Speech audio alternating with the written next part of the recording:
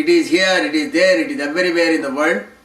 It is the only potent energy that you can think of. As such, you can call it as omnipotent. Not only that, its velocity, its particle is so small, it can penetrate within everything, excite every material. So that is the characteristics of the Paramatma. So the man is basically made of Paramatma. The man is basically made of not only the Paramatma but also the other system which is also created by the Paramatma. If Paramatma's energy is not there, there is no universe at all. So we can make an assumption that Paramatma is responsible for the whole of the creation, and his energy is the mightiest energy called Almighty. Its velocity is infinite. It is omnipotent. It is the most potent energy in the world, and its particle is so small in size that it can excite any material in the world. Its particle is so small it can penetrate within everything in the world, and it is the highest energy that a man can visualize of. This ultimate energy is not only that, since it can penetrate within everything, it has no friction with any particle of the world. Since it has no friction at all, what happens is, if it has no particles at all, consequently it has no friction, it will last for all times to come. As such, Paramatma or the Almighty is the one who has defied the time and be present for all times to come. This is what is called as the Paramatma or the Almighty. The man is made up of the Almighty, the creation is made up of Almighty. As such, that energy exists in him. That point in the Yoga Shastra we say it is called as Sahasrara. The abode, what I was call it as this, we call it as Shika. That is the topmost point at which if a man can take the mind along with the Indriyas, he can become the Paramatma himself. This is the concept of the Dharma, that the material can be altered. Paramatma has created a matter. From the matter we can get back and become the Paramatma. So this is a two-directional flow. From the Paramatma to the matter is called creation. From the matter to the Paramatma is called as the creator, which is called as Mokshanam or Moksha or liberation. So we have got two types of transition motion. One from the highest energy to the Paramatma to the lowest form of matter, which is responsible for the creation.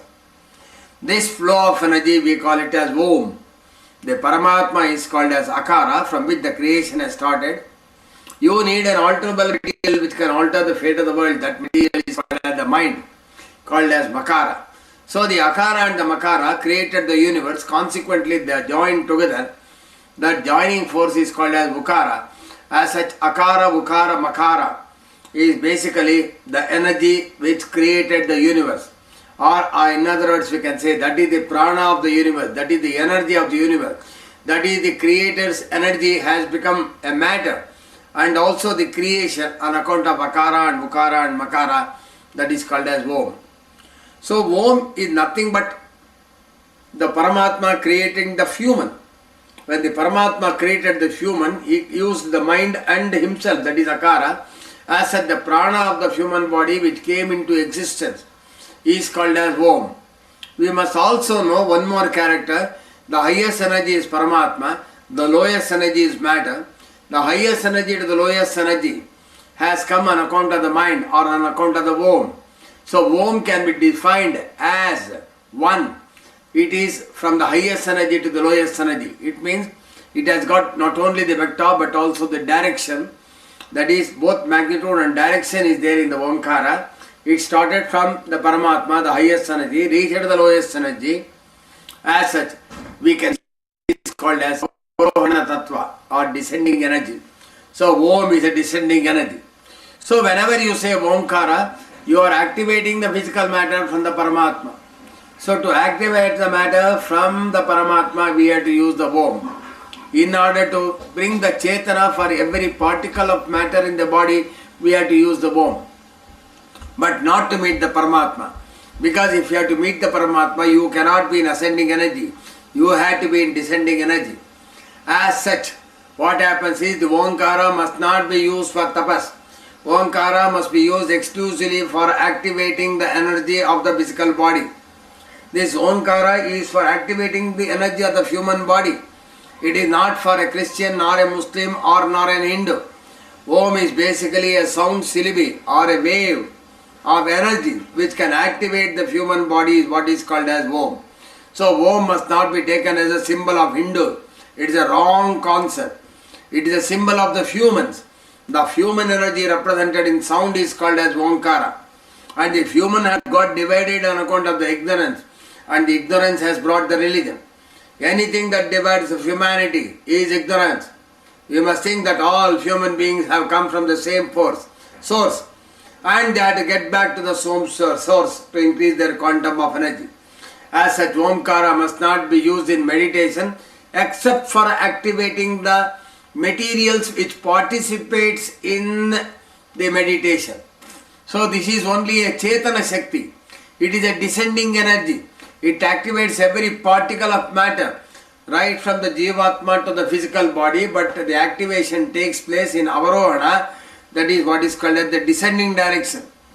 Meditation is basically a process of ascending energy. As such, in the ascending energy, the Omkara must not be used. Omkara must be used only for the yajna of the physical body in the downward direction, or the yajna in the physical, that is in the Shrauta yajnas it is to be used. But unfortunately, people are not aware they are using the Om for meditation. Om, if you use it for the meditation under Digbandhana, the energy level of the man comes back to the material.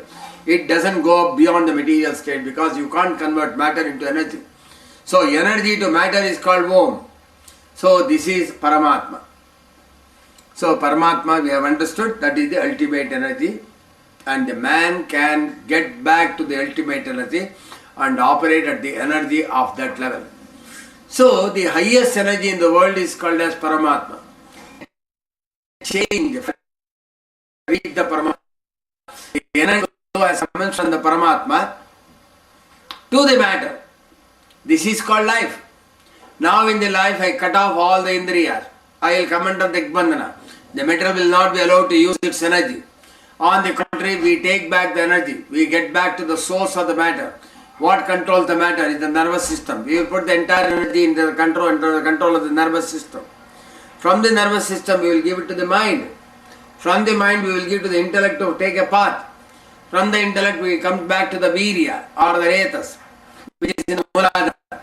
Then break the particles in the Mooladhara, rise it to Swadhisthana. Again, further break the particles by the feet, which is the Tapahara. Then gain the velocity beyond the velocity of light. Once you cross the Swadhisthana, move towards the Sahasrara, which is the ultimate velocity. So it means the man can move from the physical material state to the ultimate state. This is called as reversal of direction. Whatever the path in which I have come, whatever the path in which the into existence, in the same path we have to return back in the original, that is to the path. So you say, please find out in what path you come, you just get back in the same path. That is what the most of the learned people say. Follow the path in which you have come, return back in the same direction. This is called as Paramatma. It means every person can become as mighty as the Almighty is the purpose of Dharma. So the purpose of Dharma is to make a man as mighty as the Almighty himself. If this is the case, then every human can become as strong as the Almighty. It means there is no differentiation in the person at all. Every person can become strong. Every person is entitled to become strong. Don't say he can become strong, you cannot become strong. Just because one person is white, another person is black, don't have the superiority complex. If one person is, you call him as Brahman and another person another thing, it's all ignorance that has come. No nation theory is accepted in Dharma. The whole universe is one, the whole humanity is one. Any differentiation that comes is basically an ignorance. Every man has been created by the Creator as the Father of the universe.